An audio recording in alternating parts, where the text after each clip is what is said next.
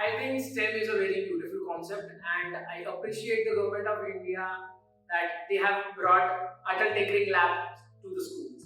But for the schools who cannot, get that Atal Tinkering Lab, we have a solution, and we call it STEM Lab by IoTech Smart Products.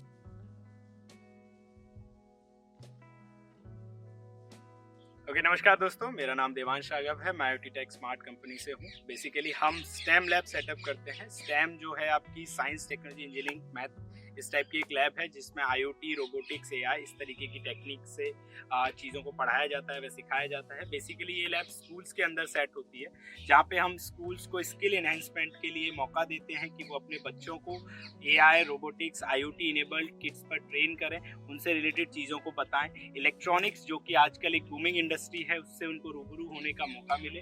तो इसके लिए आज हम एक school में आए हुए हैं और उस स्कूल में हमने लैब सेटअप कर दिया है। वहाँ पे जाके आज हम लैब का डेमो देखने वाले हैं। तो आइए लेके चलते हैं आपको स्कूल में। स्कूल का नाम आप लोगों को दिखाई दे रहा होगा, शौकीन इंटरनेशनल स्कूल। तो हम इस स्कूल में आए हुए हैं और इस स्कूल में चूंकि हमने लैब सेट किया है तो आज इसका हम डेमो लेंगे। ओके तो दोस्तों, ये हम शौकीन इंटरनेशनल के अंदर आ गए हैं। ये इनका गैलरी है और हम लैब की तरफ चल रहे हैं। तो बेसिकली मैंने अभी आपको स्टेम लैब के बारे में बताया, तो मैं बता देता हूँ स्टेम लैब के फायदे क्या हैं। स्कूल्स में अगर स्टेम लैब रहती है तो बच्चों को उससे क्या बेनिफिट है। एक तो जो जैसे मैंने बात की IoT, रोबोटिक्स, AI, ये अभी इमर्जिंग टेक्नोलॉजी है और आने वाले टाइम में बहुत ज़्यादा स्कोप IoT का, AI का, इलेक्ट्रॉनिक्स का रहने वाला है। तो अगर आप इस चीज़ पे सीखते हैं तो आपको बहुत ज़्यादा बेनिफिट रहेगा, बहुत ज़्यादा फायदा रहेगा। जैसा कि हमारी गवर्नमेंट ऑफ इंडिया भी NEP के अंदर वोकेशनल ट्रेनिंग को एम्फेसाइज कर रही है। उन्होंने कहा है स्कूल्स के अंदर वोकेशनल ट्रेनिंग, स्किल एनहेंसमेंट के प्रोग्राम्स होने चाहिए। तो ये लैब उसके लिए बहुत सबसे ज़्यादा बेस्ट सूटेड फॉर्मूला है, जिसके थ्रू आप इलेक्ट्रॉनिक्स में अभी से गेमिंग के अंदर अगर आपको जाना है, इलेक्ट्रॉनिक्स के अंदर जाना है, रोबोटिक्स के अंदर अगर आपको जाना है, तो उसके लिए सबसे बेस्ट सूटेड जो लैब है वो स्टेम लैब है। तो आइए उसके बारे में देखते हैं। चलिए ओके, सो फाइनली हम शौकीन इंटरनेशनल के अंदर हैं और अब हम लैब की तरफ चलेंगे। बट उससे पहले मैं आपको दिखाना चाहूँगा यहाँ का जो व्यू है, पूरा एक गार्डनिंग व्यू है। यहाँ चारों तरफ ये काफ़ी अच्छी प्रॉपर्टी पे ये स्कूल बना हुआ है। तो अगर आप इस स्कूल में विजिट करना चाहते हैं तो आपका मोस्ट वेलकम है। हमारे कमेंट्स में आपको उसका एड्रेस मिलेगा और वो आप देख के यहाँ पे आ सकते हैं। तो आइए हम आपको लैब की तरफ लेके चलते हैं। ये गैलरी है, यहाँ पे जो इनका ये पूरा सेक्शन है ये लैब का ही सेक्शन है। यहाँ पे कंप्यूटर लैब है, साइंस लैब है और हमारी स्टेम लैब। तो आइए, ये आपको दिखाई दे रहा होगा, सामने शायद लाइब्रेरी है, बट हम आपको सीधे स्टेम लैब के लिए लेके चलेंगे।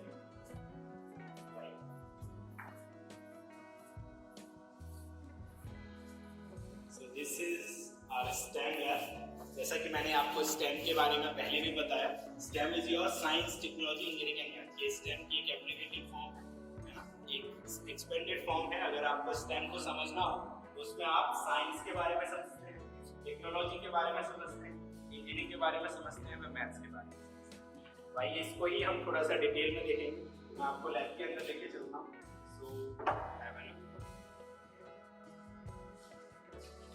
ये हमारी बेसिक सेटअप है स्टेम लैब का, जो हमने स्कूल में किया है शौकीन इंटरनेशनल के अंदर। जैसे कि मैंने अभी आपको स्टेम के बारे में बताया, तो स्टेम में हमने कहा कि आपको साइंस, टेक्नोलॉजी, इंजीनियरिंग और मैथ, ये चार चीज़ों का कॉम्बिनेशन इसमें होता है। बेसिकली अगर मैं बात करूँ साइंस की, तो साइंस किसको कहते हैं कि अगर सपोज आपको कोई चीज़ इन्वेंट करनी है, किसी चीज़ को बनाना है, तो उसके पीछे कोई ना कोई रीज़न होगा, कोई ना कोई कॉज होगा। तो अगर आप उस रीजन को या उस कॉज को आइडेंटिफाई कर पाते हैं तो आप काम साइंस के थ्रू करेंगे। बट व्हेन जब आप उसको कोई बनाने के लिए जाएंगे, उसको प्रोडक्शन में जाना चाहते हैं, तो उसमें कोई ना कोई टेक्निक उसमें इवॉल्व होगी या कोई ना कोई टेक्नोलॉजी का उसमें यूज होगा। तो साइंस और टेक्नोलॉजी हमेशा हैंड ऑन हैंड होकर चलती है। बट जब आपको साइंस भी पता है, उसके पीछे की टेक्नोलॉजी भी पता है, then you have to do engineering for the creation of that object, या उस सिस्टम को बनाने के लिए आपको इंजीनियरिंग लगानी पड़ेगी। Math for the analytical part, अगर आपको उसका एनालिसिस करना है या उसका एनालिटिक्स आपको जानना है, तो उसके लिए आपको मैथ्स का यूज करना पड़ेगा। तो ये जो हमारी पूरी की पूरी लैब है इसी पे बेस है। तो स्टेम लैब में बेसिकली हम चार पैकेजेस की बात करते हैं। इसमें पैकेज 1 रहता है जो हमारा इलेक्ट्रॉनिक्स का पैकेज है, जिसमें basically sensors, IoT devices, kits और कंप्लीट होल इलेक्ट्रॉनिक्स का ही उसमें यूज रहता है। तो हमारा पैकेज 2 है वो हमारा 3D प्रिंटर का पैकेज है, जिसमें हम प्रोटोटाइपिंग टूल्स देते हैं। अगर आपको किसी तरीके का कोई प्रोटोटाइप डिजाइन करना है या कोई सिस्टम डिजाइन करना है, उसके लिए आप 3D प्रिंटर्स का यूज करते हैं, और उसके साथ ही हमारा जो पैकेज 3 है वो आपका जो आपके मैकेनिकल टूल्स है उस टाइप का पैकेज है, और जो 4th है वो आपके सेफ्टी इंस्ट्रूमेंट्स है। तो आइए हम सभी पैकेजेस को एक बार देखेंगे। यहाँ से मैं आपको एक ओवरव्यू कराता हूँ हमारी इस EPL लैब का, इस STEM लैब का। बेसिकली ये हमने यहाँ पे कुछ इलेक्ट्रॉनिक्स कंपोनेंट्स को रखा हुआ है जो हमारे प्रोजेक्ट्स में यूज होते हैं। यहाँ पे आप देख पा रहे होंगे ये ब्रेड बोर्ड है, ठीक है, ये PCB है, जनरल PCB, ये मिनी ब्रेड बोर्ड है हमारा। यहाँ कुछ सेंसर्स है, अल्ट्रासोनिक सेंसर है, मोटर है, वाटर फ्लो सेंसर है, मोटर ड्राइवर है, आर्डिनो यूनो बोर्ड है। ये सबसे आप कहेंगे कंपैटिबल बोर्ड है for the robotics projects, Arduino Uno. Same with this servo motor है विद द गियर। अलग हमारी एलिगेटर्स वायर्स हैं, व्हील्स एंड चेजेस हैं, LCD डिस्प्ले है हमारे पास। तो ये हमारी पूरा है। इसके साथ साथ ही हमारे कुछ अपने बनाए हुए प्रोजेक्ट्स हैं, कुछ हैंड ऑन किट्स हैं, वो किट्स भी हमने यहाँ पे दिखाई हुई है। ये आपकी स्टेम स्टार्टर किट है जो आपने देखी भी होगी, जिसमें हमने रजिस्टर्स को, कैपेसिटर्स को, और आपके जो बेसिकली ट्रांजिस्टर्स या जो भी इलेक्ट्रॉनिक कंपोनेंट जिनको हम 5 पांडवास कहते हैं उनको एक ही उसमें कनेक्ट किया हुआ है। इसके साथ हम बेसिकली ये कनेक्टिंग वायर्स भी देते हैं जिसके थ्रू आप इसमें इजीली कनेक्शंस को कर सकते हैं। तो ये 6th ऑनवर्ड्स बच्चे इसमें बहुत इजीली इसको प्लग एंड प्ले फॉर्म में, इसके साथ एक ऐसा मैनुअल आपको मिलता है। उस मैनुअल में आपको सर्किट डायग्राम्स दिखेंगे और उन सर्किट डायग्राम्स का यूज करके आप जो है पूरा का पूरा प्रोजेक्ट को बना सकते हैं, डिजाइन कर सकते हैं। उसके अलावा ये हमारे रोबोटिक किट्स हैं।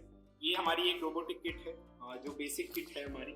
इसमें हमने क्या किया हुआ है कि आपके जितने भी आर्डिनो सेंसर्स हैं वो सारे इसमें यूज किए हैं, और आपको बस कुछ नहीं करना, आर्डिनो के अंदर आप कोड को रिप्लेस करेंगे, इसकी फंक्शनिंग बदलती जाएगी। तो आप एक ही रोबोट के अंदर मल्टीपल रोबोट्स बना सकते हैं। ये हमारा ऑब्जेक्ट अवॉइडेंस रोबोट है जिसकी मैं आपको एक बार वर्किंग दिखाना चाहूँगा। अगर इसके आगे कोई भी ऑब्जेक्ट रहता है तो आप इससे ये इस ऑब्जेक्ट को डिटेक्ट करेगा और उसके बाद मूव करेगा उस ऑब्जेक्ट के पॉइंट के हिसाब से। फॉर एग्जाम्पल ये हमारा वर्क बेंच है, मैं आपको दिखाता हूँ। अगर मैं इसको ऑन करता हूँ तो ये ऑन हुआ, ये मूव करेगा, और अगर इसके आगे कोई ऑब्जेक्ट रहता है तो ये इस पोजीशन से हटेगा।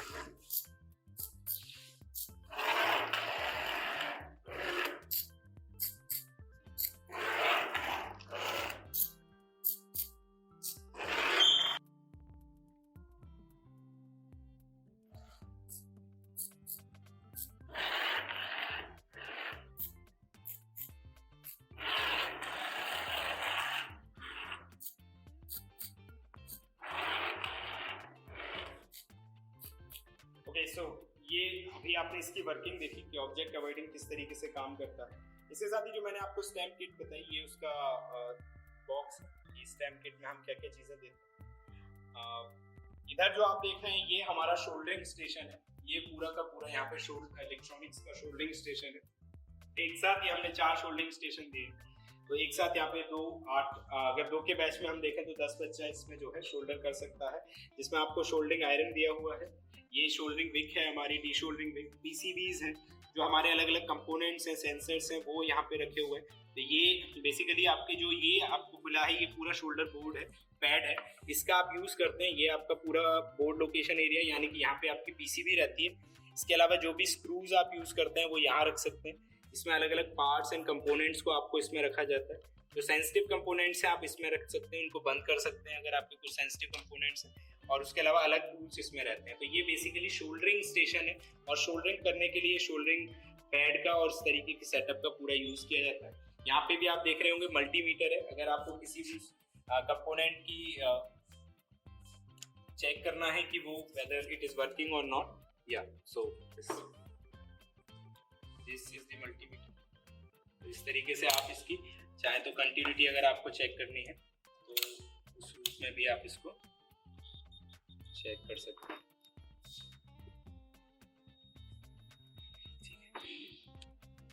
जैसा अभी आपने वहाँ सेंसर्स और बाकी सभी इलेक्ट्रॉनिक कंपोनेंट्स को देखा, तो ये हम इस तरीके से बॉक्सेस में अरेंज करके रखते हैं क्योंकि ये काफ़ी सेंसिटिव रहते हैं। तो यहाँ पे हमने कुछ बॉक्सेस में आपको कंपोनेंट्स दिखाए, तो वहीं ये कंपोनेंट्स को आप इस तरीके से बॉक्सेस करके और एक लेवल पे रख सकते हैं ताकि ये आपके सभी प्रोटेक्टेड रहे।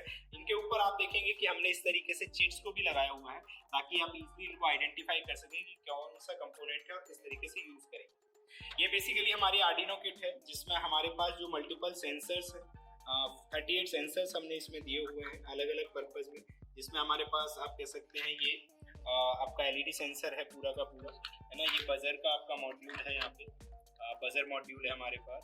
उसके साथ ही ये बजर मॉड्यूल है, इसमें आर्डिनो बोर्ड भी है पूरा, उसकी केबल है। इसके साथ ही आपके इधर स्पीकर्स हैं दोनों, ये टेम्परेचर सेंसर है हमारे पास। तो इस तरीके से अलग अलग टाइप के सेंसर्स भी हमने इसमें दिए हुए हैं। रिले है हमारे पास, तो अलग अलग तरीके के सेंसर्स हमने इसमें दिए हुए हैं। तो ये पूरा का पूरा जो अभी तक आपने देखा, ये that complete setup is will be lie in the package 1। ये सारा पैकेज 1 में लाया करता है। स्टेम का सबसे बड़ा पैकेज 1 ही है, जिसमें हम कंप्लीट IoT और AI, रोबोटिक्स और इलेक्ट्रॉनिक्स का पूरा पैकेज देते हैं।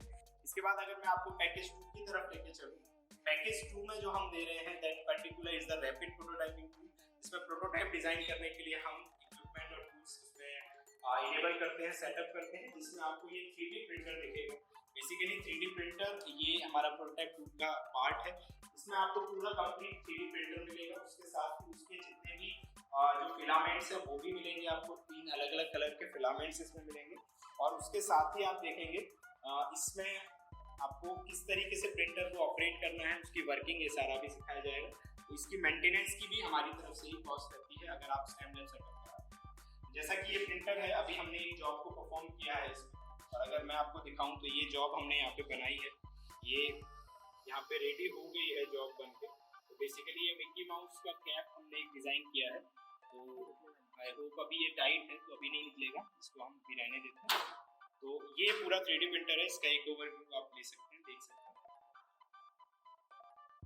ये आपको जो 3D प्रिंटर्स मिलते हैं ये कस्टमाइज्ड है। कहने का मतलब ये है कि आप इसको अपने तरीके से ऑर्डर कर सकते हैं। ये हम जो 3 कैपेसिटी में इसको आपको देते हैं, 65,000 का भी, 85,000 का भी और 1 लाख प्लस भी। तो जिस तरीके की आपकी रिक्वायरमेंट है उस में आपको ये 3D प्रिंटर्स मिल सकते हैं। इसके अलावा अगर हम इधर की तरफ आते हैं तो ये हमारे कुछ डिमॉन्स्ट्रेटिव प्रोजेक्ट्स रहते हैं, जिनको बच्चों को फॉर डिमॉन्स्ट्रेशन यूज़ किया जाता है कि अगर बच्चों को सर्किट्स को समझना है या देखना है तो उसके लिए ये हमारे डिमॉन्स्ट्रेटिव प्रोजेक्ट्स हैं। इसमें फुल वेव रेक्टिफायर है, ऑटोमेटिक नाइट लाइट है, रेन अलार्म है, फायर अलार्म है, सोलर पावर है। ये सारे हमारे अदर प्रोजेक्ट्स हैं जो हम डिमॉन्स्ट्रेशन के लिए यूज़ करते हैं। यही सारे प्रोजेक्ट्स हम लैब में भी हम डिस्प्ले के तौर पर लगाते हैं ताकि बच्चों को अगर इनको समझना हो तो इसके लिए भी ये प्रोजेक्ट्स का यूज़ किया जाता है। जैसे हमने यहाँ पर रजिस्टर कलर कोडिंग का यूज किया है, क्योंकि रजिस्टर्स को आइडेंटिफाई करने के लिए कलर कोडिंग का यूज किया जाता है और कलर बैंड्स किस तरीके से काम करते हैं। तो ये बहुत ज़्यादा मतलब बच्चों को समझने में थोड़ा सा दिक्कत रहती है, इसीलिए हमने ये इस तरीके से चार्ट्स भी यूज किए। तो अभी आप देखेंगे कि जब हम पूरा सेटअप रेडी करते हैं तो आपको यहाँ डिफरेंट तरीके से चार्ट्स भी मिलेंगे और पूरा हम इसका इंटीरियर डिजाइन करते हैं लैब का। इसमें आपको रजिस्टर कलर कोडिंग, सर्किट्स के बारे में, बेनिफिट्स ऑफ स्टेम एजुकेशन, क्या लैब में क्या करना चाहिए क्या नहीं करना चाहिए, इस तरीके की सारी चीजें आपको मिलती हैं ताकि आप लैब के बारे में आसानी से रूबरू हो पाए। क्या आपको लैब में सीखना है, क्या जानना है, ये बारे में आपको पता चल सके। जब हम पैकेज 3 की तरफ जाते हैं तो यहाँ पे आपको पैकेज 3 में बेसिकली टूल्स मिलेंगे। तो ये अभी हमने सिर्फ डिमॉन्स्ट्रेशन पर्पज में कुछ ही टूल्स यहाँ पे रखे हुए हैं, बट इसका पूरा सेट ऑफ बंच मिलेगा जो एक पैक बोर्ड के ऊपर हम असाइन करते हैं, पैक बोर्ड लगाते हैं और उस पैक बोर्ड के ऊपर ही ये सारा का सारा रहेगा। तो यहाँ पे एक पूरा पैक बोर्ड रहेगा, उस पैक बोर्ड में सेट ऑफ टूल्स पूरे के पूरे इस पर डालते हैं। तो ये हमारा सारा पैकेज 3 में टूल्स रहता है।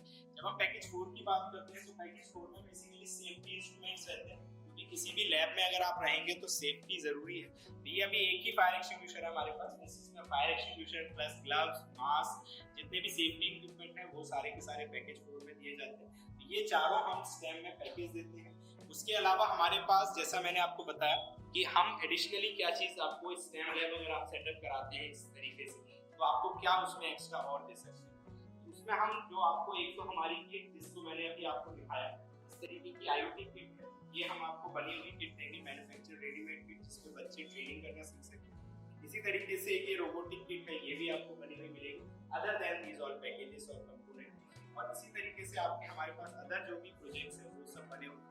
प्लस हम कुछ डिमॉन्स्ट्रेशन मॉडल्स भी बनाते हैं, जैसे हमारे पास यहाँ पे एक मॉडल है, अगर आपको दिखाई दे रहा है तो this is the model for green house management. अगर आपको कहीं पे ग्रीन हाउस का यूज करना है या ग्रीन हाउस टेक्नोलॉजी को किस तरीके से IoT का यूज करके आप बूस्ट कर सकते हैं। तो उसके लिए हमने ये मॉडल बनाए हैं। यहाँ पे आपको 4 ग्रीन हाउसेज दिख रहे होंगे बेसिकली, एक यहाँ है, एक 2 है, 3 है, 4 है, और उसको हमने सोलेनॉइड बॉल से कनेक्ट किया हुआ है।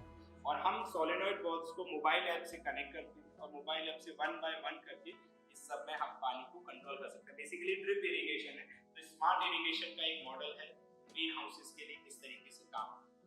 इसी तरीके से हमारे पास यहाँ पे एक रेलवे ट्रैफिक कंट्रोल, जो हमारा रेलवे फाटक होता है, उसको कंट्रोल करने का मैकेनिज्म हमने ये डिजाइन किया हुआ है। चलिए इसके रियल मैकेनिज्म को समझते हैं। तो आप देखिए, ये आपका रेल लाइन है, ठीक है। इस रेल लाइन से कहने का मतलब ये है कि ये आपके फाटक है, ये क्रॉसिंग है। तो जब आपकी रेल यहाँ से पास ऑन होनी चाहिए तब आपका ये फाटक बंद रहेगा, और जैसे ही रेल पास हो जाएगी ये फाटक आपका खुल जाना चाहिए। इस तरीके से ये मैकेनिज्म काम करता है। इसी तरीके से जब रेल इसके पास पहुंचेगी तो ये फाटक बंद हो जाना चाहिए, और जिस तरीके से रेल इसको क्रॉस करेगी ये फाटक जो है वो क्लोज हो जाना चाहिए। तो आइए इस मैकेनिज्म को समझते हैं कि ये किस तरीके से काम करता है। बेसिकली इसमें हम यूज करते हैं इस मैग्नेट का। ये जो मैग्नेट है आपकी, इस मैग्नेट को हम यहाँ रेल के नीचे इस तरीके से माउंट कर देते हैं। इस तरीके से ये रेल के नीचे माउंट होती है। और उसके बाद देखिए कंसेप्ट ये कैसे काम करता है। तो मैं आपको ये, क्योंकि हमारा ये अभी निकला हुआ है, जब इसको हम यहाँ से यहाँ तक मूव कराएंगे तो आपको देखा है कि अभी फाटक आपके जो है वो क्लोज्ड है, ओपन है, और जैसे रेल के पास क्रॉस होगी ये आपका फाटक क्लोज हो जाएगा। इस तरीके से ही मैग्नेट को हम लेके आते हैं। जैसे जैसे ये मैग्नेट यहाँ से मूव करेगी आपके फाटक जो है। ओके, तो अभी आपने हमारे शॉपिंग इंटरनेशनल स्कूल में जो हमने लैब सेटअप किया है उसका टूर देखा, और जैसा कि अभी आपको सर ने बताया कि अपने स्कूल में क्या लैब